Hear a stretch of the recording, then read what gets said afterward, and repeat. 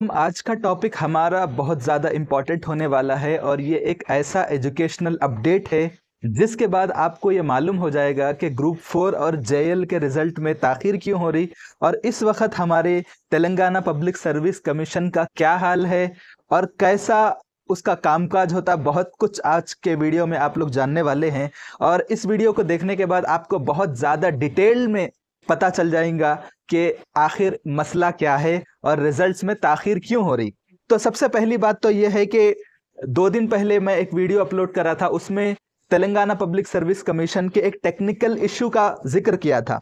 अब क्या है, ऑपरेशनल इशू एक दूसरा भी है जो हर एस्पिरेंट को जानना जरूरी है। एज एन एस्पिरेंट आपको मालूम होना चाहिए कि पब्लिक सर्विस कमीशन का कामकाज कैसा रहता और इस वक्त उनका सिस्टम कैसा चल रहा, यह आपके लिए बहुत जरूरी है जानना। तो सबसे पहली बात यह है कि आप लोगों से एक सवाल है कि जेएल का जो एग्जाम हुआ उसमें तकरीबन 70 से 80 हज़ार अफराद एग्जाम्स में अटेंड करे और ग्रुप 4 का एग्जाम जुलाई 2023 में हुआ था, उसमें भी तकरीबन 7,60,000 अफराद उम्मीदवार आप जैसे मुझ जैसे एस्पिरेंट्स एग्जाम अटेंड करे थे और ग्रुप 2 के लिए टोटल 5,50,000 लोग अप्लाई करे थे।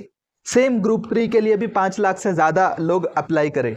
अब आप सोचिए कि इतने बड़े पैमाने पे उम्मीदवार एग्जाम्स के लिए अप्लाई कर रहे, तो तेलंगाना पब्लिक सर्विस कमीशन के अंदर कितने स्टाफ रहते होंगे? ऑलमोस्ट लाखों अफराद, 5 लाख, 3 लाख, 2 लाख एग्जाम पे डिपेंड करते हुए अलग अलग रेंज में स्टूडेंट्स अप्लाई कर रहे। इतने लाखों की तादाद में स्टूडेंट्स एग्जाम्स के लिए अप्लाई कर रहे, तो आपको मालूम होना चाहिए कि कितने स्टाफ पब्लिक सर्विस कमीशन में काम कर रहे।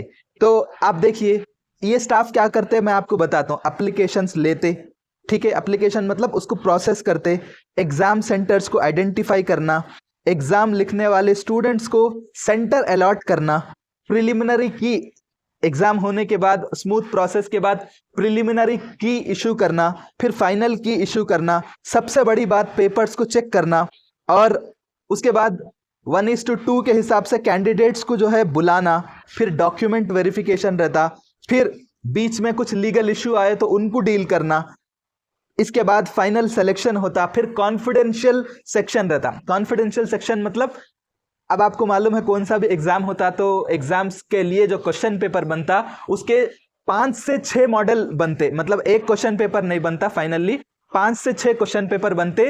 जो टॉप लेवल का जो ऑफिसर रहता है, सेक्रेटरी या चेयरमैन, वो लोग फैसला करते कि ये पेपर जो है पूरों के लिए जारी करो, ठीक है, ताकि जो राजदारी का जो रहता, सीक्रेसी जो रहती, वो मेंटेन हो सके। अगर एक पेपर रहता तो वो लीक होने के ज्यादा चांसेस रहते, इसलिए 5-6 मॉडल बना लेके एक फाइनल करते वो एक।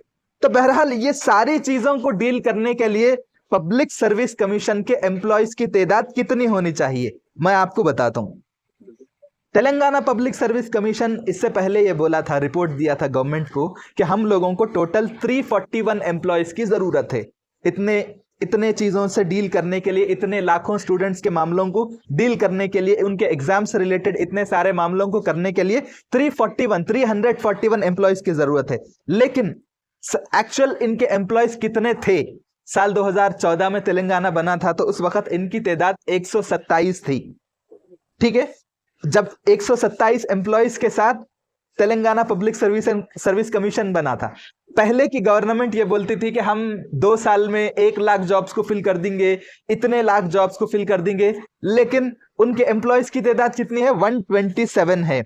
अब ये 127 में कई ऐसे स्टाफ रहते, एम्प्लॉयज रहते जो ग्रुप 4 लेवल के रहते, सबऑर्डिनेट रहते, मतलब कंप्यूटर पे काम करना, बड़े ऑफिसर्स नहीं रहते। उनको अगर हटा दिए तो एग्जाम से रिलेटेड काम करने वाले सिर्फ 30 एम्प्लॉयज है जो एग्जाम से रिलेटेड काम करते। एप्लीकेशंस प्रोसेस करना है, फाइनल की इशू करना है और जो पेपर्स रहते, OMR शीट्स रहते, उनको प्रोसेस करना, रिजल्ट्स की तैयारी करना, सिर्फ 30 अपराध ही ऐसे हैं जो इन तमाम चीजों से डील करते। ये बात मैं अपनी तरफ से नहीं बता रहा हूं मैं, ये ईनाडू न्यूज़पेपर के एक इंपॉर्टेंट रिपोर्ट से मैं कुछ नोट्स बनाया तो उस नोट्स को आपके सामने रख रहा हूं। अब यहां पे 5 साल पहले 2018 में तकरीबन तेलंगाना पब्लिक सर्विस कमीशन बोला कि भाई आप लोग बोल रहे हैं कि 1-1 लाख जॉब्स को फिल करना है, ऐसा करना है, वैसा करना है, लेकिन हमारे पास स्टाफ ही मौजूद नहीं है। आप हमारे लिए स्टाफ इशू करिए, ज्यादा से ज्यादा तकर्रुरियां करिए ताकि हम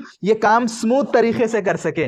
लेकिन प्रीवियस गवर्नमेंट और उनके चीफ मिनिस्टर, मैं नाम लेना नहीं चाहता, लेकिन आप खुद सवाल करिए, वो लोग ये बोले, मतलब इतने बड़े पैमाने पे हम लोगों को काम करना है तो स्टाफ दीजिए। कितने दिए? 38 दिए, जबकि जरूरत कितने लोगों की है? जैसा मैं जिक्र करा 341 की जरूरत है कितने? 127। उसमें भी अगर छोटे लेवल के ऑफिसर को हटा दिए तो सिर्फ 30। उसके बाद ये नई जो लास्ट गवर्नमेंट थी, प्रीवियस गवर्नमेंट, वो लोग 38 पोस्ट ही इशू करे थे। तो उसके बाद इस तरह से TSPSC पूरे कमीशन के स्टाफ की तादाद 165 है। आप सोचिए, इतने लाखों लोग जॉब्स के लिए अप्लाई कर रहे, उनके काम को जल्दी स्मूथली प्रोसेस करना है तो 165 लोगों से कैसा आप स्मूथली जो है काम को, टाइमली काम रिक्रूटमेंट कैसा कर सकते हैं, टाइमली जो है रिजल्ट्स कैसा आते, टाइमली जो है उम्मीदवारों का डॉक्यूमेंट वेरिफिकेशन कैसा हो सकता, टाइम हर काम वक्त पे कैसा हो सकता जब स्टाफ इतने कम है। तो प्रीवियस गवर्नमेंट ने इतनी बड़ी लापरवाही करी थी जो आप लोगों के सामने लाना चाह रहा हूं। अब क्या है, अब ये बात अभी की गवर्नमेंट, ये कल के न्यूज़ का मैं अभी बता रहा हूं आपको कि तेलंगाना पब्लिक सर्विस कमीशन को दोबारा से स्ट्रक्चर करना पड़ेगा, उनको दोबारा से उसकी तंजीमें जदीद करना पड़ता। ये बात अब है। सो अभी जो गवर्नमेंट, नई गवर्नमेंट आई, उनको मालूम हो गया कि जब तक सर्विस कमीशन में मुनासिब स्टाफ नहीं रहेंगे काम नहीं हो सकता। इसलिए क्या हुआ, रिसेंटली कुछ IAS ऑफिसर्स जो है केरला पब्लिक सर्विस कमीशन के का दौरा करे थे। ठीक है, ये कल की न्यूज़ का है। ठीक है, अब तक जो बोला वो आज की न्यूज़ है। तो क्या करे थे वहां पे, केरला पब्लिक सर्विस कमीशन पूरे इंडिया में एक बेहतरीन मॉडल है public service commission, public service recruitment के मामले में। कैसा, मैं आपको बताता हूँ। वहां पर टोटल स्टाफ जो है 1600 है, और by the way Kerala Telangana से भी छोटा है, लेकिन वहां पर 1600 स्टाफ है। इसके अलावा एक जॉब कैलेंडर रहता। जॉब कैलेंडर मतलब ये साल कितने जॉब्स आएंगे, उसका एप्लीकेशन डेट कब से शुरू होता, कब खत्म होता, कब तक वो फिल होता, वो जॉब्स कब तक फिल होते, ये एक पूरा जॉब कैलेंडर रहता, ताकि जो एस्पिरेंट्स रहते वो लोग जो है पूरे नंबर्स को देख के उस हिसाब से पूरी तैयारी करना। तो यहाँ पे जो केरला पब्लिक सर्विस कमीशन है, उनकी खास बात यह है कि एक बंदा रिटायर होने से पहले ही 6 महीने पहले ही उसकी जो खाली जगह होने वाली रहती रिटायरमेंट की, वो 6 महीने पहले से ही उसको फिल करने की तैयारी शुरू हो जाती। और एक मेरे दोस्त बताए, मेरे साथ IT कंपनी में जॉब करते, उनका एक लेक्चरर के तौर पे उनका रिक्रूटमेंट हुआ। उन्होंने मेरे को ये बताया कि जो नया एम्प्लॉय रहता पुराने एम्प्लॉय को मुबारकबाद देता और उन्हें अपने बातें, अपने काम को किस तरह से इफेक्टिवली करता, वो नए एम्प्लॉय को बता के रिटायरमेंट में जाता। उन्हें उसका रिटायरमेंट की इस बात पे होता कि नए एम्प्लॉय को पूरा बता दिए, अपना काम उसको सुपुर्द कर दिए, उसके बाद उन्हें सुकून से रिक्रूट होता। लेकिन हमारे तेलंगाना का हाल क्या है, यहाँ पे रिटायरमेंट हो जाते, उसके बाद उन्हें चले जाता, उसके बाद कई सालों महीनों गुजर जाते, उसके बाद तक भी जो है जॉब्स फिल नहीं होते। तो और केरला जो है, केरला की खास बात यह है केरला पब्लिक सर्विस कमीशन की, कि वहां पर 3 रीजनल ऑफिसेस है। ठीक है, तेलंगाना में कितने हैं? सिर्फ 1 है, जहां तक मेरे को मालूम है हैदराबाद में 6, और 14 डिस्ट्रिक्ट लेवल के ऑफिसेस है केरला पब्लिक सर्विस कमीशन के। तेलंगाना के कितने हैं मेरे को तो नहीं मालूम। सिर्फ पुलिस और टीचर्स रिक्रूटमेंट के अलावा जितने भी जॉब्स रहते वो केरला पब्लिक सर्विस कमीशन की तरफ से रिक्रूट होते। आज यानी 5 जनवरी 2024 के दिन ये चीज़ों को, ये सीरियस इशू है, आप लोगों को मालूम है। इस इशू को जहन में रखते हुए चीफ मिनिस्टर दिल्ली का दौरा कर रहे, और उन्होंने जो है तेलंगाना पब्लिक सर्विस कमीशन को union public service commission UPSC के मॉडल पे काम करना, बल्कि इससे पहले भी बात करें, आज UPSC के ओहदेदारान टॉप लेवल के ऑफिसर से मुलाकात करने वाले हैं। हम ये उम्मीद कर रहे हैं कि कांग्रेस की गवर्नमेंट ये बोल रही है कि हम 2 लाख जॉब्स को 1 साल के अंदर फिल करते, 1 महीना हो गया, कुछ ज्यादा हरकत तो नहीं दिख रही। अब अगर आप भी पुरानी गवर्नमेंट की तरह ये गलती करेंगे तो फिर ये नौजवान माफ करने वाला नहीं है। तो लिहाजा इस मामले में आपको काम करना पड़ेगा, सिर्फ मीटिंग्स के हद तक नहीं बल्कि एक्शन होना पड़ेगा। हम भी ये उम्मीद कर रहे हैं कि ये गवर्नमेंट ऐसा ही करेगी। थैंक यू सो मच, आप मेरे इस वीडियो को आखिर तक देखें। आपकी क्या राय है मेरे इस वीडियो पे एजुकेशनल अपडेट के मामले में, आप ज़रूर अपने फीडबैक से कमेंट की शक्ल में ज़रूर दीजिए। ये मेरी भी हेल्प करेगा ताकि मैं आगे चल के और भी यूज़फुल कंटेंट आप तक ला सकूं। बहुत बहुत शुक्रिया, थैंक यू सो मच।